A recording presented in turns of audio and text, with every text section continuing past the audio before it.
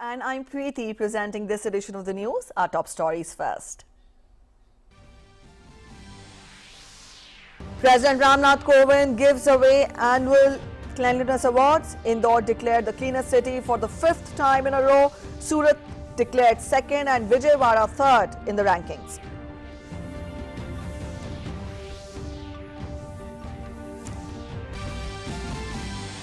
Heavy rains wreak havoc in southern states. Andhra Pradesh is the worst affected with more than 15 dead. South Central Railway cancelled several trains. Power outages in Andhra Pradesh.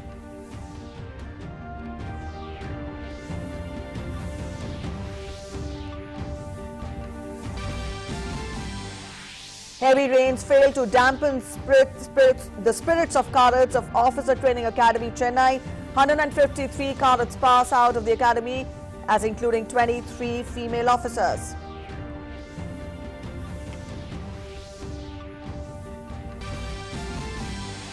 In international news, fresh wave of COVID-19 engulfs Europe. Belgium tightens COVID restrictions, mandating wider use of masks and enforcing work from home. Germany declared national emergency. Austria to go into a lockdown. Cases in Switzerland at an all-time high. Greece toughens vaccine rules as cases soar.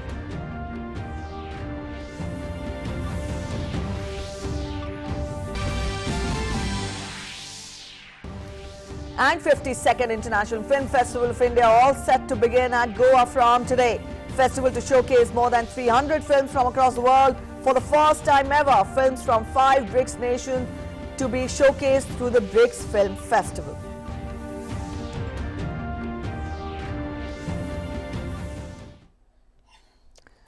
All right, those were the top stories. Let's get to the news in detail now. President Ram Nath Kovind today presented the Swachh Survekshan Awards 2021. Indore was declared as the cleanest city in the country for the 5th consecutive period this year. President conferred Surat in Gujarat as the 2nd cleanest city and Vijayawada in Andhra Pradesh for being the country's 3rd cleanest city. The president also conferred Ahmedabad cantonment for being the country's cleanest cantonment area. Swachh Survekshan is an annual survey of cleanliness, hygiene and sanitation in cities and towns across the country. It was launched as part of Swachh Bharat Abhiyan, which aims to make India clean and free of open defecation by 2nd October 2019.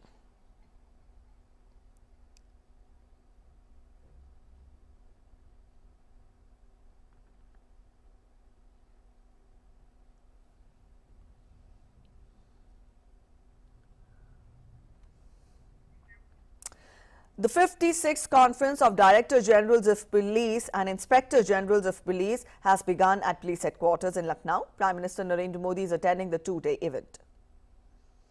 Also, this 2-day conference is taking place in a hybrid format. DGPs of states and union territories and also heads of central armed police forces and central police organizations are attending the conference physically at the venue in Lucknow. The conference aims to discuss a wide range of issues including cybercrime, data governance, counter-terrorism challenges, left-wing extremism, emerging trends in narcotics trafficking, prison reforms, and these were the issues among others that are to be taken up. Since 2014, the Prime Minister has taken a keen interest in the DGP conference. He makes it a point to attend all the sessions of the conference and also encourages free and informal discussions that provide an opportunity to top police officials to directly brief the Prime Minister on key policing and internal security issues affecting the country. An impressive parade marked the passing out of 153 cadets from the portals of Indian Army's Officers Training Academy in Chennai this morning. The cadets, including 25 cadets from friendly neighbor countries of Afghanistan, Bhutan and the Maldives. Rainy weather failed to dampen the spirits of the cadets. The Vice Chief of Army Staff, Lieutenant General C.P. Mohanty, reviewed the parade. The Sword of Honor for Best All-Round Performance and Gold Medal were presented to Cadet Siddhant, highlighting the increasing opportunities for women in the armed forces. Lieutenant General C.P. Mohanty said that they were on the cusp of transformational change both at the organizational and the individual level. The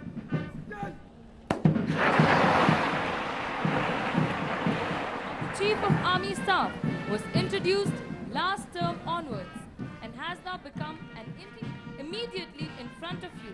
Onto the left and right are the stepping stones with the words Pehla Kadam etched in them. the young officers on parade today stand and a new beginning for a journey that will take them towards honor. He urged the cadets to keep honing their skills to face the challenges posed by hegemonic countries in the neighborhood.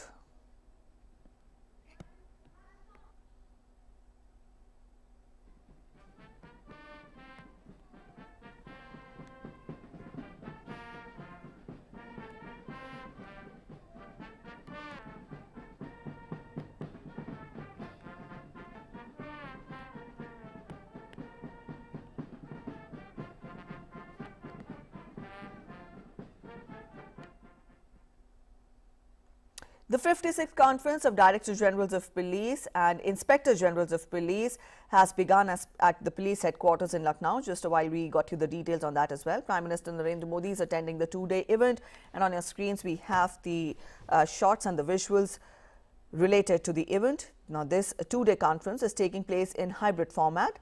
The DGPs of states, union territories and heads of central armed police forces and central police organizations attending the conference physically at the venue in Lucknow. Now, this conference aims to discuss a wide range of issues, including cybercrime, data governance, counter-terrorism challenges, left-wing extremism, emerging trends in narcotics trafficking, prison reforms, among other issues. Since 2014, the Prime Minister has taken a keen interest in the DGP conference. He makes it a point to attend all sessions of the conference and encourages free and informal discussions that provide an opportunity to the top police officials to directly brief the Prime Minister on key policing issues and also internal security issues affecting the country. Speaking on the Swachh Survekshan Awards ceremony, President Kovind said that this year the country is celebrating Azadi Ka Amrit Mahotsav and thus cleanliness should be our topmost priority. मुझे यह जानकर प्रसन्नता हुई कि 35 राज्य व संघ राज्य क्षेत्र तथा लगभग सभी शहरी क्षेत्र खुले में शौच से मुक्त घोषित किए जा चुके हैं। समुचित व पर्याप्त वेस्ट वाटर के ट्रीटमेंट की व्यवस्था के आधार पर 9 शहरी क्षेत्रों को वाटर प्लस प्रमाणित किया जा चुका है। मैं आशा करता हूं कि इस क्षेत्र में शीघ्र ही उल्लेखनीय प्रगति प्राप्त की जा सकेगी। स्वच्छ भारत अभियान की सबसे बड़ी सफलता है देशवासियों की सोच में बदलाव। आज हम ये देखते हैं कि ये बदलाव बहुत व्यापक स्तर पर हुआ है और धीरे धीरे परिवारों तक पहुंच गया है। मैं आवास और शहरी कार्य मंत्रालय को सुझाव देना चाहूँगा कि मशीन से सफाई की सुविधा सभी शहरों में उपलब्ध कराई जाए।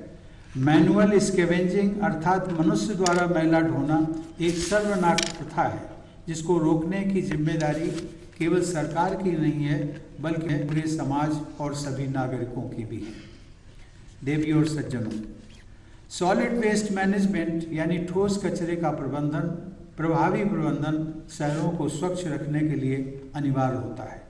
मुझे बताया गया है कि 2014 में स्वच्छता अभियान की शुरुआत से पहले केवल 18% ठोस कचरे का निस्तारण वैज्ञानिक रूप से किया जाता था, जो अब लगभग 4 गुना बढ़कर 70% हो गया है। Also addressing the gathering, Union Housing and Urban Affairs Minister Hardeep Singh Puri said that record number of toilets have been constructed besides administration of garbage being done. He also added that soon Google mapping of toilets will be done. Open defecation free with 35 states and 4,371 out of the 4,372 urban local bodies completely ODF. We have gone beyond the mission mandate to create more than 3,300 ODF plus cities with hygienic community and public toilets and nearly 1,000 cities ODF plus with complete fecal sludge management. Up next, we take a look at the COVID situation from across the country. When we talk of the recoveries, the recovery of 11,787 patients in the last 24 hours has increased the cumulative tally of recovered patients since the beginning of the pandemic to 3 crore 39,09,708. Now, consequently, India's recovery rate currently stands at 98.29%. Sustained and collaborative efforts by the centre and the states and union territories continue the trend of less than 50,000 daily new cases that is being reported for 146 consecutive days now. 10,302 new cases were reported in the last 24 hours, and the active caseload presently stands at 1,24,868. Now, this is the lowest in 531 days. The active cases presently constitute 0.36% of the country's total positive cases, which is the lowest since March 2020. The testing capacity across the country continues to be expanded. A total of 10,72,863 tests were conducted in the last 24 hours. Also, India has so far conducted over 63.05 crore cumulative tests. While testing capacity has been enhanced across the country, the weekly positivity rate at 0.93% remains less than 2% for the last 57 days now.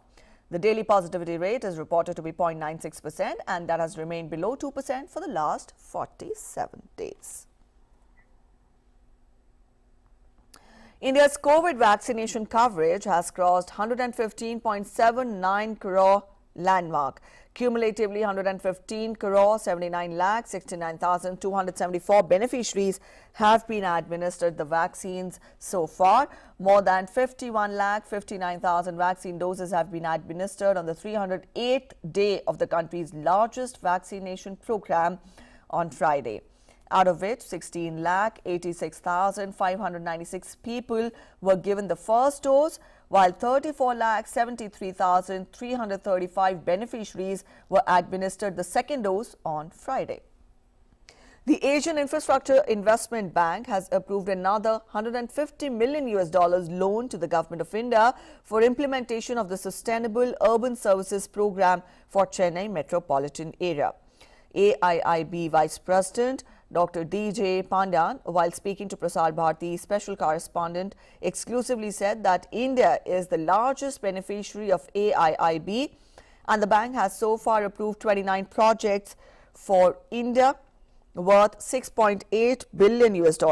He told another 27 projects worth $5 billion are in the pipeline for India, including Haryana Orbital Railway Project, which will be a circular railway to National Capital Delhi, multi-corridor transport project in Mumbai, and also digital education project in Gujarat. He further informed that AIIB will soon approve a $500 million project for COVID vaccination in India. We have approved 29 projects amounting to $6.8 billion. India is the largest beneficiary out of AIB. India is the second largest shareholder, and so we work very closely with Government of India. According to their infrastructure requirements, we finance number of projects. Mostly, we have a lot of projects in the metro, in the urban transport. We have one more metro to be approved in Chennai. We have one metro project to be approved in Mumbai. Also, Dr. Pandyan hailed the leadership of Prime Minister Narendra Modi for India's infrastructure push. Under the leadership of Honorable Prime Minister Narendra Modi, the Government of India has come out with a big pipeline amounting to more than 2 trillion. And whatever AIB can do in support of this pipeline, in strengthening the infrastructure in India, we will do our best. AIB is committed to that. So we will work with the Government of India very closely and to spread this infrastructure development across the country. The Chennai Metropolitan Area project will cover the core urban services, including water resource management, water supply and sewage, urban mobility, solid waste management, and also public health. It looks at operationalizing COMTA to coordinate the different modes of transport. And also he says that we are working on 2 metro lines, connectivity with local train system, airport, bus stations, private transport like auto, etc., to be done in a holistic manner. And the total project is estimated at $701 million, out of which AIIB and also World Bank each will provide $150 million. Rest of the cost will be borne by Government of Tamil Nadu. AIIB in September approved $356.67 million loan for the construction of a new corridor in Chennai's metro network as part of Chennai Metro Rail Phase 2. Based on BSF intelligence regarding an improvised explosive device or the IED bomb, the search with the help of mine detector and explosive checking dog confirmed an IED concealed along the roadside pavement near Pujaripat Road in district Koraput in Odisha. The IED bomb has been successfully demolished by the bomb disposal squad.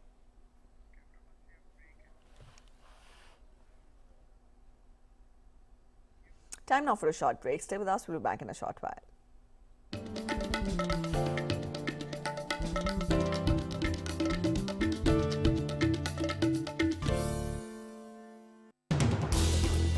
As the day unfolds and news and events take shape, we get you complete coverage of every news breaking in, tracking new developments as they happen.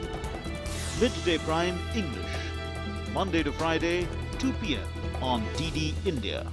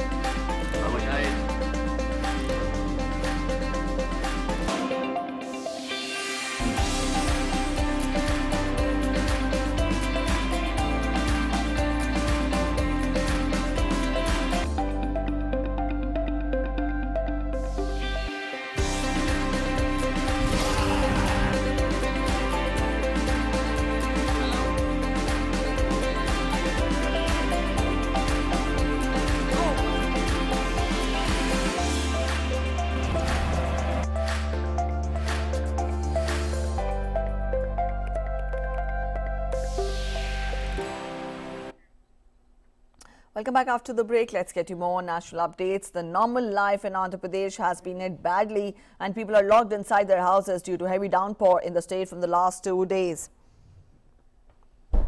The state has been witnessing heavy rains in Chittor, Nellore, Kadapa and Anandpur districts due to the depression. The Rayalaseema districts of Chittor and Kadapa have been witnessing a worse deluge areas as heavy rains were caused by depression in Bay of Bengal. The depression had hit the landfall in the wee hours today, resulting in continuous downpour in parts of Chittor, Kadapa and also Anantapur. Now, according to officials, so far 8 bodies have been recovered. In Tirupati, rains have started again this morning after a brief gap yesterday. Most parts of the city are lacking power supply as electric poles, transformers have been hit badly. Chief Minister Jagan Mohan Reddy today conducted aerial survey to assess the damage in the rain-affected Chittor, Nellore and also Kadapa.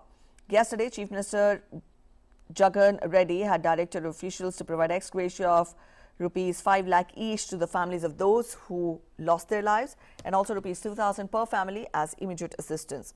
NDRF and SDRF teams have been working on rescue operations in Rajampet, where there was a breach to earthbirds which resulted in heavy flooding in the areas nearby, and it is yet to ascertain the exact numbers. Telangana heaved a sigh of relief and could avert rains as low pressure, which turned into depression, moved far away from the state. Hyderabad Met official said that the depression which crossed the coast between Chennai and Puducherry yesterday is moving in the west and northwesterly direction and is getting weakened into a severe low pressure. Under its influence, moderate rains coupled are expected in unified Nalgonda, Rangareddy and also Mahabubnagar districts in Telangana, with heavy rains at one or two places in the next 2 days. Also, South Central Railway has cancelled several trains as railway track was damaged due to incessant rains in Andhra Pradesh, particularly in south coastal areas. Several trains were also diverted. In Kerala, pilgrimage to the renowned Ayyappa shrine in Sabrimala has seen restrictions this morning due to the swollen river conditions and also opening of Pampa Dam. Now, heavy rains were felt in this region for some days now. As per the latest order by Pathanamthitta district collector, pilgrims who have already arrived will be taken for darshan in small batches, considering the river conditions. Last night, the district authorities had ordered for 1 day suspension of pilgrimage on Saturday, and pilgrims were asked to remain at Nilakal Ghat for 1 day. Despite adverse weather conditions and the COVID situation, thousands of devotees had arrived in Nilakal to offer prayers at the Ayyappa temple. The annual pilgrimage season had started on November 16th for the 2-month-long annual Mandalam Makar Vilakku rituals. In Idukki district, the Idukki Dam has been opened to maintain the upper rule level. People residing on the banks of Periyar River have been asked to remain alert. However, no rain alert has been issued by the IMD for Kerala for the next 2 days. Let's take a look at quick global figures when we talk of COVID-19. As per the situation, COVID-19 cases are soaring across the world. The world has so far seen more than 25 crore 70 lakh people infected by the virus, while the number of recoveries has crossed 23 crore 20 lakh globally. Also, the virus has claimed over 51,56,000 lives across the world. The US continues to register the highest number of cases and deaths. The country has over more than 4 crore 85 lakh cases, and fatalities are standing above 7,90,000. And days after Austria imposed a lockdown on the unvaccinated population, it has announced a full national COVID lockdown starting on Monday.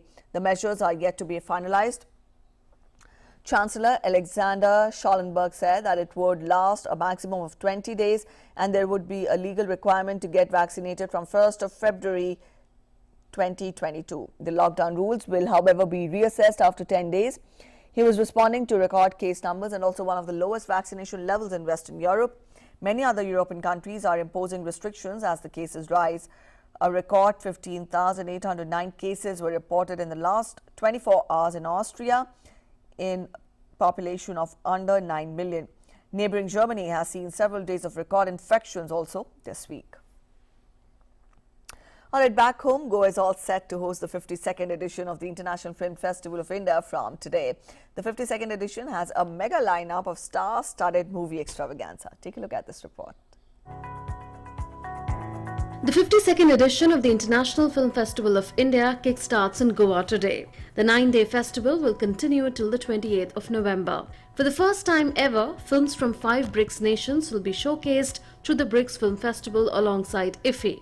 Talking about veteran actress and MP Hema Malini and renowned lyricist Prasoon Joshi being honoured with the IFFI Personality of the Year award, Information and Broadcasting Minister Anurag Singh Thakur said that they are Indian cinematic icons who are admired and respected the world over. 52nd IFFI अपने आप में बहुत कुछ नया लेकर आया है और कोविड-19 पैंडेमिक के चलते जो चुनौतियां थी उसके रहते हुए भी सब प्रयास किए गए ताकि देश और दुनिया की बड़ी-बड़ी फिल्म्स को भी यहाँ पर लाया जाए, OTT प्लेटफॉर्म्स को भी लाया जाए और यहाँ तक कि इस बार के Indian film personality of the year Hema Malini ji और प्रसून जोशी जी ये दोनों भी यहाँ पर आएंगे और इसके अलावा जो सत्यजीत रे इंटरनेशनल फिल्म पर्सनालिटी या उसको कहें कि लाइफ टाइम अचीवमेंट अवार्ड की जब हम बात करते हैं तो American film maker Martin Scorsese को और जो हमारे हंगेरियन फिल्म मेकर हैं स्टीवान सुजाबो को इनको भी लाइफ टाइम अचीवमेंट अवार्ड मिला है और दोनों ने उसको मंजूरी भी दी अपनी ओर से उसको ग्रहण करने के लिए। ये अपने आप में हमारे लिए बड़ी बात है और ये पहली बार हो रहा है कि ब्रिक्स फिल्म फेस्टिवल भी IFFI के साथ साथ होगा तो दुनिया के 5 देशों की पिक्चर्स को भी गोवा में दिखाने का अवसर मिलेगा IFFI के साथ साथ। For the first time, OTT platforms will showcase the popular series in this year's IFFI. The 75 Creative Minds of Tomorrow initiative has also been taken, wherein the chosen filmmakers will get a chance to attend all the masterclasses, with the travel and accommodation cost being borne by the government. While COVID-19 restrictions will still be in place to a certain extent, the 52nd edition of IFFI promises to be a tremendous and gala affair. IFFI this year is being organized under the broad theme of Azadi Ka Amrit Mahotsav. The festival will showcase around 300 films from across India and the world in many genres, as also masterclasses and in-conversation sessions with some of the best minds in filmdom. With inputs from Rukma Datta in Goa, Bureau Report, DD India. All right, on that note, we end this edition of the news this hour. Thanks for watching. Bye-bye.